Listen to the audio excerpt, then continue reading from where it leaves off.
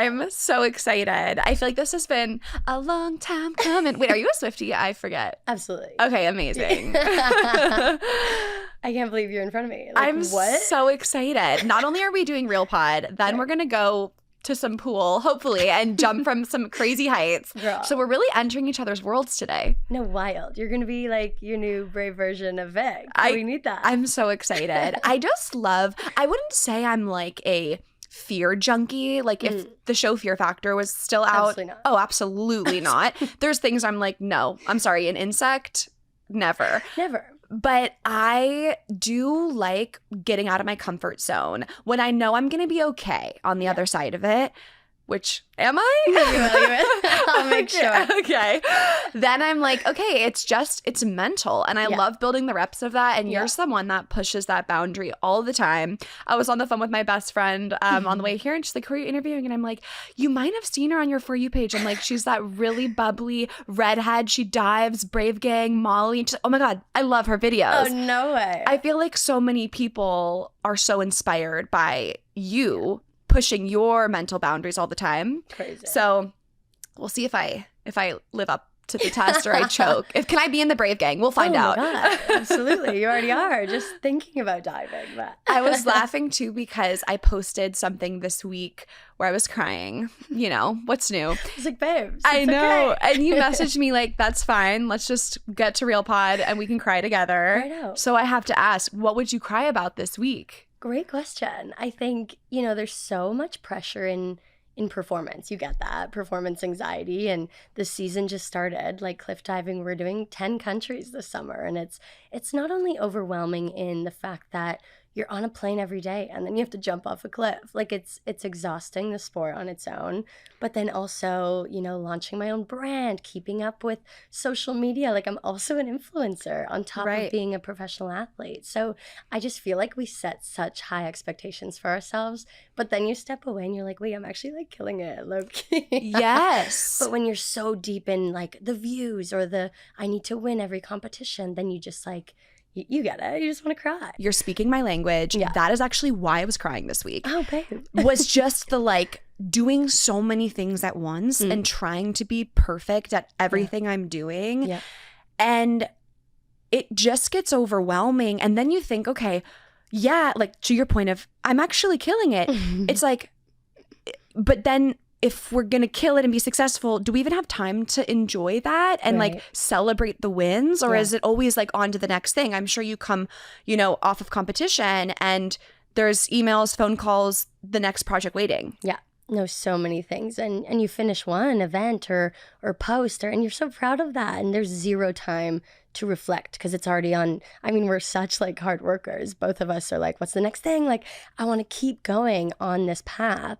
But then you never take that time to really appreciate. Like I won the first event in Greece. Amazing. And already we were flying to Boston for the next one. And I was like, what if I come last? Like, are you kidding? Like, enjoy the moment. Be proud of those little things. And that's so hard to do. Like we're both in therapy for that. So I know. No, fully. The performance anxiety is so real. Wild. And it's all just the thoughts that we're having and it's the internal dialogue. Yeah. And it's just always ironic that you can come off of winning and then be at the next meet and think, oh my gosh, well, what if I lose? Right. It's like, why is our brain constantly bringing up a worst case scenario? And of course it is because it wants to protect us and it's a pattern and it's, you can track it back to the ancestors where you're always trying to scan for like, what's a threat? Yeah. But now in this day and age, trying to remind ourselves, I'm good. I've got my back. It's going to be okay. Yeah. I had my therapist say recently, and what would be the worst thing if something slipped through the cracks? And I'm like, it wouldn't even be that bad. Imagine the worst. And it's like still great. Yeah, exactly. So how are you balancing it all? There's so many people on my team helping me get through it. I used to really isolate and try to deal with all my feelings by myself. And it was really scary. I thought I was alone in the journey. And I was like really nervous to bring up dark feelings to anyone, to my coach. I didn't want them to know I was terrified. I didn't want my mom to know I was struggling or having a rough relationship with food. Like there was just so many people that I didn't want to also burden, and there's just that fear of sharing and being vulnerable. And so now finally opening up about what goes on in my stressful life, I have a coach that's like, okay, like we're gonna work on this. Here's my mental performance coach. Like, and there's so many people. My mom's like, are you kidding? You can quit any day. Like, I don't like watching your sport. I'm like, fair. My mom would be the sorry, same. Mom. Yeah. She's so funny. But yeah, Lana, she'd be like, no. But yeah, really just trying to get to those next steps with the right people in my circle. And it just like helps knowing that I have, and my boyfriend, you know, he also is a cliff diver, but has zero anxiety. And I'm like, whoa, are you okay? Like, how can you live without any? He's like, oh, I won this one, but you know, tomorrow's a new day. I'm like, oh my gosh, so healthy. Right. I know. Max is the same way. It's just, why are you always positive? Why are you always fine? I want to know when you first started to feel like you were struggling with your mental health, whether it was the performance anxiety, it was body image, because at least in my experience, I wasn't even able to recognize what I was going through at first. I just thought, this is how I keep up with the people around me and the status quo. No, same here. I feel like I was in a judge sport, very, you know, difficult situation. And then you put on a swimsuit every day on top of that. So you're in a judge sport. People are, you know, telling you you're not perfect every single day. The judges are giving you 9s, thinking that, you know, you'll never get a 10 in your life. And then your body's changing. I was really good, really young. I was like 11 years old representing Canada internationally, like super exciting. But then you hit puberty and your body starts to change, and people have the audacity to comment on that, you know, and it's just, you grow up in a world where people like to judge what's going on, and you're just trying to live your life. You're trying to enjoy your sport. You're trying to, you know, not think about your body every time you put on a swimsuit. So as my body was changing, I would hear little comments like, oh, we got to add more gym routines. We have to do this and that. And then I started to really care about what I was putting into my body, because I was like, oh, I'm also a really tall diver. Like, I was 5'7", really young, and my competitors were 5'1", 5'2". Of course, they can spin like little champions. And I'm like, do you see my long legs? Like, how am I supposed to do 8 rotations compared to your 8 when I'm so much taller? So I thought the only way to compare or to get on their level, the people winning, was to get smaller, because I didn't have an option. I was tall. Like, the only other way was in my head to get tinier. So that was like immediately when I should have noticed I was struggling, but obviously didn't, because I was like, oh, I'm just trying to do the best I can for my sport. And so I really think it was that shift that turned into, you know, my eating disorder, and turned into that really slippery slope of, as soon as you hear one comment, you're like, all right, not eating till after practice, you know? And were you receiving comments from coaches or teammates frequently? There was one that stuck in my head for life. I had a coach when I was 15 years old, I believe, say that, oh, you're too fat to ever go to the Olympics. And I said, excuse me, like, the Olympics is my dream. Like, you can't say that I can't do my dream because of the way I look. Like, it was devastating. And so I really thought that my body from that day on was the problem. And that was such a turning point in my career, where I only looked at my body in terms of success. I said, I can only be successful. I can only go so far if my body looks this way. So that was the day I was like, do I really have to change based on someone's words? Like, it was devastating. I think there's probably so many female athletes who have a comment from a male coach about their body, and it's like, as if the person's not understanding that, like, just attempting weight loss is going to be so unhealthy for this athlete. Like, the mental energy that it's going to take up, the anxiety it's going to create, the insecurity, the obsession, the not being able to fuel yourself or give your body nutrients. Like, it's wild that there's so many coaches who have thought, oh, you just need to lose 20 pounds is like going to be good for the athlete's performance in any way. Insane. Like, how many of us actually believe in these voices, because they have that power. They have that status of we have listened to you our whole life in the sport, of course.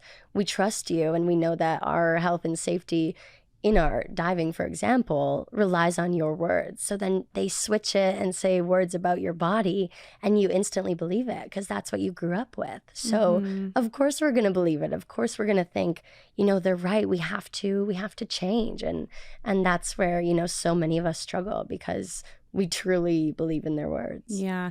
And what it makes me reflect on is I still have this. It's almost like a fear of someone looking at me and telling me there's something wrong with my body. As I was starting to almost spiral and have that like ED voice creep back in, it was like, oh my gosh, someone's going to like sit you down and tell you, because I've had memories growing up of someone in my life, whether it was a coach or a person, just being like, we really need to get a hold of this, or we really need to just make sure like we're eating healthy this month. Like I have those memories. And so then I think in this day and age is like this little trauma of what do other people think about my body? Do you resonate with that? I do. And every day, like when you are in those dark phases, or you hear like, you just get a silent like look and you're like, oh my God, they're thinking about what I'm wearing or how bloated I am. Oh my gosh, me at every dinner, just bloating it up. And I'm like, this should be totally just bloating it up. I love that. But it should be totally accepted. Like your body is made to fluctuate, like to live, to do what we do, to do the sports that we did was so intense, and your body needs the fuel. Your body needs to go through changes. Like there's some days that, I'm in Europe jumping, and then the next week I have to be competing in Boston, for example. And like, of course your body's fluctuating. You're traveling, you're sleeping on planes. Like there's so much change, and you just get one little glimpse and you're like, excuse me, you didn't say anything, but I feel as if you're judging. And it's just like, that's our ED brain just crawling up and reminding it they couldn't even say anything, and you think it is. And it's so hard as well with just wearing a swimsuit all the time. Yeah. I feel like volleyball is close in proximity of the just like wearing spandex. Of course, we had long sleeves, but I mean, the swimsuit is the most revealing. Same with like gymnasts and their leotards. Yeah. But it's just like, no matter how you're feeling about yourself that day, confident or not, that's the uniform. Yeah. And it's like, I think people can relate to waking up and thinking, oh, today I don't want to wear a bodycon dress. I want to wear my baggy jeans and I want to wear a sweatshirt to go to work. And they can do that and go work the same job. But for you, you're going to have to put the swimsuit on every time. So how have you worked through the days where you're really like, that's the last thing you want to put on? I one day honestly pulled up in my sweatsuit and I was like, can I jump in this? And then I was like, I'm going to drown. Like, that's obviously not good. But, there's days where you just want to hide and you want to, get in your swimsuit at the very last second so no one sees you change. And there's, those really dark days where you can't even tell yourself something positive to get in that swimsuit. But then you're like, I have to do it. Like, this is my job. I'm so bloated some days. And I'm like, I have to put in a swimsuit. And all these people, you think they're judging you. And they really don't care. Like, you're on pool deck. Everyone's doing their own thing. I'm training with Olympians who like are actually going to the Olympics. Like, my sport isn't in it yet. So, I'm kind of lucky in that sense. I'm in... I kind of feel like I do have that pressure taken off of me. And I was talking to my therapist the other day, and she said the best thing you can tell yourself before going on live TV, because every day or every competition, we're on live TV in our swimsuits. And that really stresses me out. I'm like, there's no edits. Like, it's just you in your swimsuit on that platform, live TV. And she said, remind yourself that you're already winning in life, no matter what you look like, no matter how your dive goes, no matter if you come dead last. Like, you've already inspired so many people that try to enjoy it and try to show them on camera that you're being real. And here we are on Real Pot. And I think that anyone can call on the fact that they're choosing to like live in alignment with their purpose or be their authentic self, and that just that act alone of being yourself, I think in the world is like, is brave. I feel like we're similar in the sense that we're pretty bubbly, pretty smiley. I'm sure you have a lot of people who say your feed lights them up and your happiness inspires them. And that stuff is really important. But we're human and we're not always happy and we're not always bubbly and we're not always smiling. Yeah. How do you internalize thousands of people telling you all the time, you are so happy? I feel like we kind of get this pressure of, I always have to be happy now. You know, I always have to look like that positive girl on social media so that other people stay positive. But then, you know, I started posting, you know, crying pictures or me after a competition, like just not having a good day or me on a bloated day and just like being so authentically me and saying, listen, I'm having a panic attack today. I'm going to share this.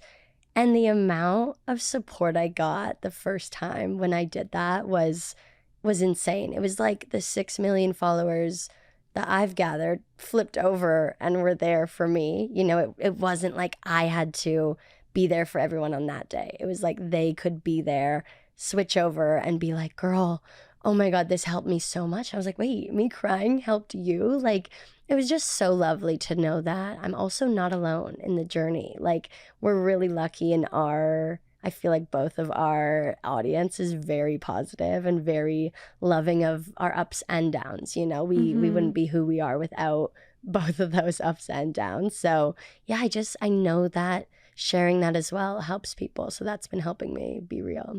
And what was that first time that you were struggling and what were the feelings you were going through and what made you make that first post? I was going to quit the sport. I had been in it for a year. I did one season and I was second in the world. And I was like, whoa, what is this new? First of all, there was fame and then there was, you know, being known as the diver girl. Like anyone that goes on TikTok is like, oh, you're the diver girl. I'm like, okay, like I am a bit more than that. And then, you know, there was the pressure of Red Bull cliff diving is trying to pin me against the world champion. Is she gonna win the next season? Like there was just so much pressure all of a sudden. And I had left the Olympic cycle because it was too much pressure and because I didn't know how to handle it.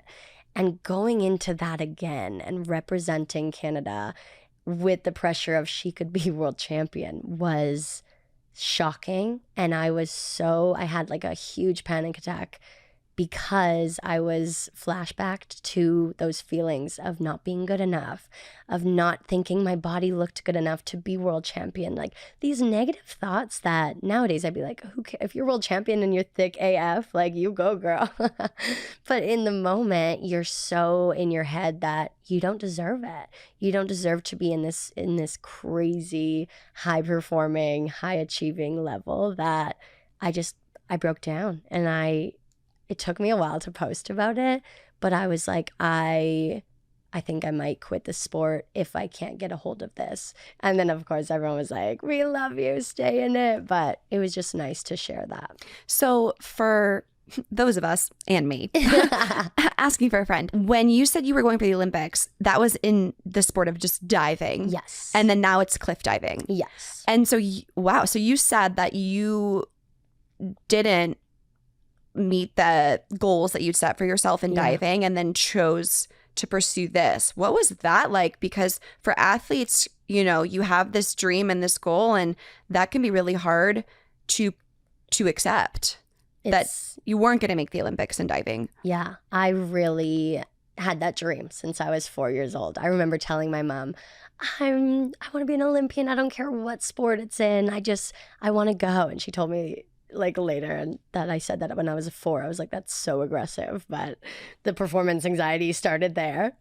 But you know, I really set my whole life up to go to the 2016 Olympics. I was training so hard.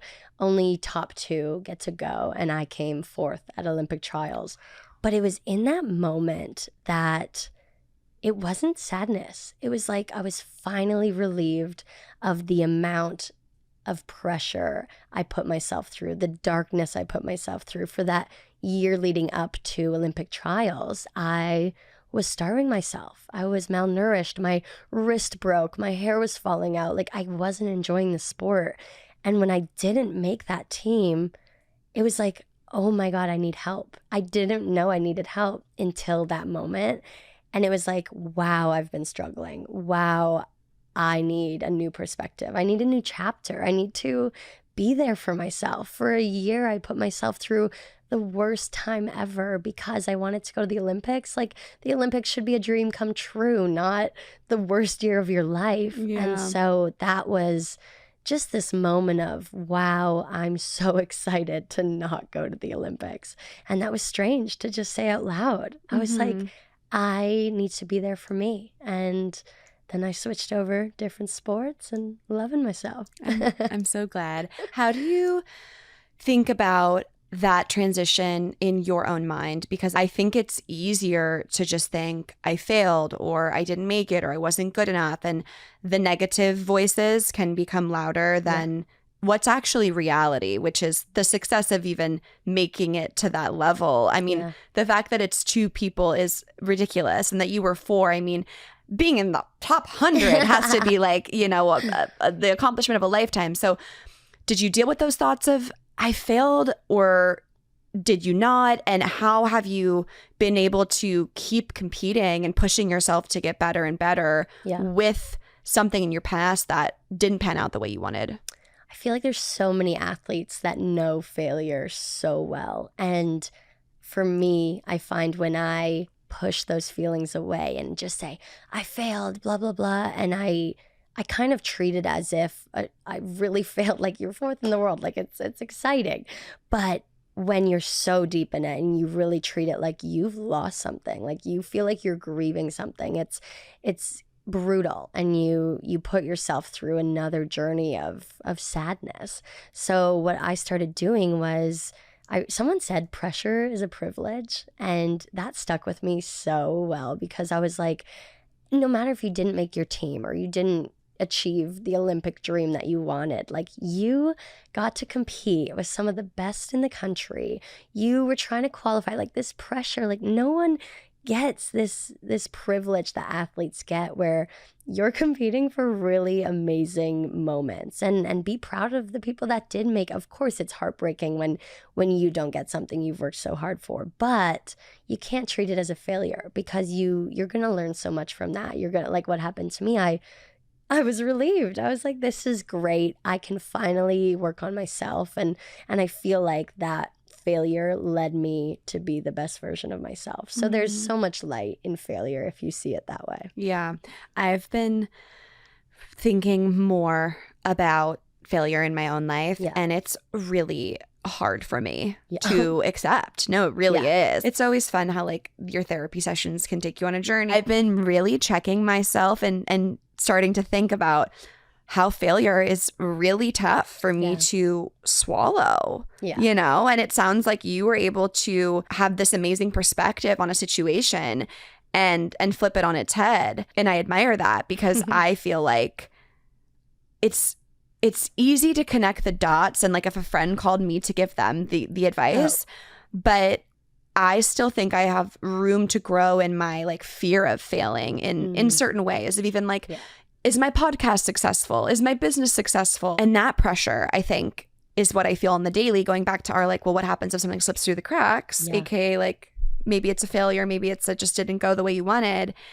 And why is it so hard for my subconscious to ever allow that to be the case? I wonder if being in a team sport makes fear of failure so much stronger, because I feel like in an individual sport, you kind of know that you just have to be there for you, you know? And like being in volleyball, I feel like I would be like, there's synchro in diving. I don't know if you've seen that. You go off together. Crazy. We'll do that today. Cute. No. Oh my God, I can't wait. I'm going to mess it up. But I would freak out. I would have so much anxiety in that, because if I mess up my dive, I'm letting down someone else. Like, oh my God, I hate it. But then if I mess up my dive in individual, I'm like, okay, like, oh, I'll cry for a bit and be there for me. That's interesting. I think too, the component of if you fail, someone else is right there to take your spot. Yeah. Whereas in the individual competition, it's just like, if you know you can handle it, if you play slower than you wanted, like you're the one handling it. Yeah. That's true. That's an interest. I wonder how that's impacted me for sure. Like, for sure, I still have my own fear of failure. Yeah. And then it gets to, like, be dramatic. You're like, oh, I fear that my one video that I just started on YouTube is, like, failing. I'm like, it's the first video ever. Yeah. Like, relax. But it just goes everywhere. So what's your relationship like to social media? I really love it because it's my distraction from cliff diving. I feel like I'm in such a terrifying sport and job that I kind of use socials to laugh about it and like to not take myself so serious because I'm fighting to be world champion. I kind of take off the pressure with being like, oh, but I still have social media and I'm still having fun with it. It's like my fun job because, I mean, you doing it full time, the pressure could be higher, you know, where I still see it as my side gig. Yeah. So it's still fun for me. And that just makes it refreshing. And I can just like, I know I have cliff diving. I can fully do that if I want to. But when I fully zone in on cliff diving, I'm miserable. I'm like, ew, it's too serious. I need to laugh about it, post about the times I literally get so much water up everything. And I'm like, this is not fun. But really sharing like how crazy it can be just kind of helps other athletes as well. Mm-hmm. And then I see those comments and I'm like, okay, like you're allowed to mess up. Yeah. So it's pretty positive for me. That's a really great way to have your sport lighten up a little bit and not be as intense.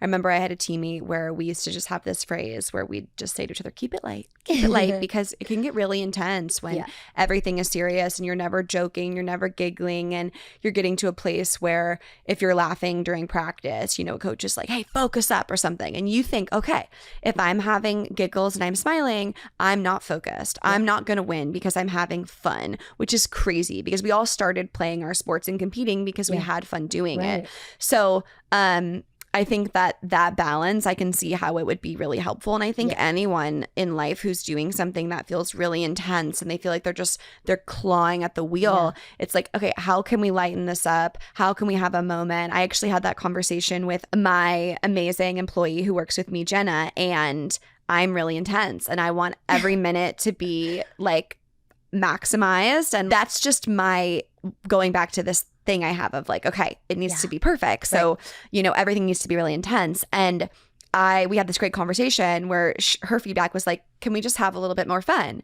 And I was like, yes, we totally can. Like the fact that I can't take like a real 20 to 30 minute lunch break and just like turn my brain off of work and we just have fun. Or the other day I picked up something for work and I had this funny thought of like, you know, how funky this thing that I picked up looked. And so I just shot a picture of it and I was like, LOL, like this looks like, you know, a raisin, whatever it was. And I'm trying to find ways to make the thing that is intense in my life have some of that breathing room. Yeah. Because then it relieves the anxiety.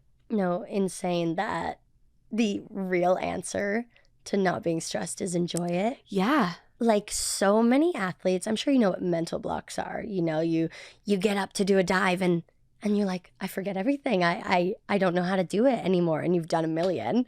So it's just your mind playing games. And so many athletes ask me, you know, how do I get out of this? And I'm like, are you having fun anymore? Like if you go back to the roots and ask yourself why you started this sport, you'd be like, oh my gosh, I love it. I can't wait to go to practice. But so many of us are like, oh my gosh, I have to do that today. Like I'm overwhelmed. And so when that kind of takes over the brain, the fun brain just, oh my gosh, we're all like, push it to the back. We don't have time for fun. Yeah, it's so true. And it's something that a lot of athletes, I think, can fall into and not realize that they're almost trapped in like the intensity of how they're viewing their sport. This idea of playing free would be my goal. Like flow state, like how can I play free? How can I play free? I mean, I'd constantly be trying to shake off the thoughts like play free, stop thinking and just trust your body. I think that's also where we want to get when it comes to competition. Like, of course, you're going to need to overthink and analyze and practice. But when we get to the game, can you just say, I've put the work in and I trust myself and I'm going to be in the moment.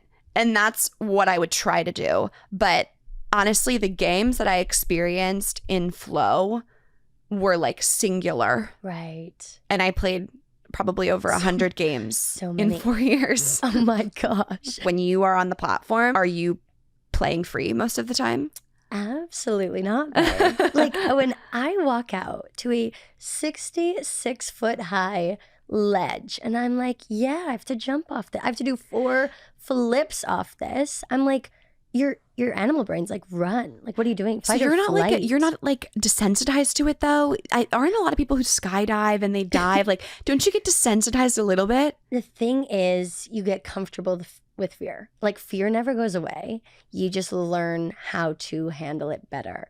So every time I step out or I'm at a new platform, I'm scoping the vibes and I'm like, dude, no way I have to jump off this. And I'm always the one on social media that's like, I'm terrified. And then I go and do a great dive and people are like, you're so annoying. Like, you can't be scared and then nail your dive. And I was like, yes, I can. Are you kidding? And I think showing that as well is so refreshing because what everyone used to post is just their highlight reel. Just people jumping out of planes, people doing cliff dives. Like, they're terrified and I know it. Like, as an extreme sport athlete, I know we're all nervous every time. You have to be a little bit nervous because if you're not that little bit on edge, you're going to land wrong, actually. You have to be enough in it to be safe, and you have to know exactly what you're doing and have that little bit of fear to land right. Here's an example. We have the only indoor platform, 20-meter platform in the world in Montreal. So my first year, I was kind of the guinea pig. Like, we overtrained it, and I got so comfortable with this 20-meter platform that I was up there. I was like, oh, I'm just on quad. Like, can you, like, I asked my boyfriend, I was like, can you film this? Like, I want a really good angle of my booty. And he's like, okay. He's like, shouldn't you be focusing on your quad? I was like, oh, I've done it a million times. The angle was great. Like, my booty looked great, but the dive was so bad. And I got a concussion because I landed 70 miles an hour on my chest. Oh my gosh. Because I just wasn't in it. You can't do extreme sports without being 1000% in it. And I learned that the hard way real quick. Wow. Yeah. That the focus has to be there. It has my to be there. Yeah. gosh. So on that note of jumping from a 20-meter platform, and you have your Brave Gang, which is amazing, your campaign and your community online. So how would you define bravery? Great question. I think for me, bravery is being your most vulnerable self. It took me so long trying not to be other people because I thought that was the way to success. I'm like, oh, I want to be like her. I want to be like this. When really the most successful you is being you.